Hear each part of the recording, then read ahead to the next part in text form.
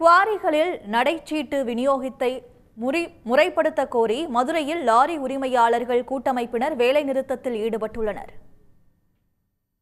கனிம வளத்துறையின் அனுமதி இருந்தும் வருவாய் மற்றும் காவல்துறையினர் நடவடிக்கை எடுப்பதால் தங்கள் வாழ்வாதாரம் பாதிப்பதாக மதுரை லாரி உரிமையாளர்கள் கவலை தெரிவித்துள்ளனர். குவாரிகளிலும் கிரஷர்களிலும் வழங்கக்கூடிய நகைச்சீட்டு ஆவணங்களை முறையாக வழங்க கோரி லாரி உரிமையாளர்கள் மதுரையில் வேலைநிறுத்த போராட்டத்தில் ஈடுபட்டு வருகின்றனர். உரிய ஆவணங்கள் இருந்தும் பல்வேறு மாவட்டங்களில் வழக்குகள் பதிவு செய்யப்பட்டு லாரிகள் பறிமுதல் செய்யப்படுவதாகவும் அவர்கள் குற்றம் சாட்டினர்.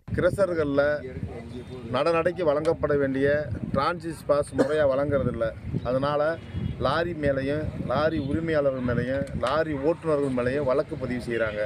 அந்த வழக்குகள் பல கஷ்டங்களை லாரிக்காரங்களுக்கு கொடுக்குது. ஒன்று கிரஷர்களில் தங்களுக்கு முறையாக ஒப்புகை ரசீதுகளை வழங்காமல் ஒரே சீட்டில் திருத்தங்களை செய்து தருவதால் சோதனைகளின் போது கிரிமினல் வழக்குகளுக்கு இலக்காவதாகவும் உரிமையாளர்கள் கூறுகின்றனர்.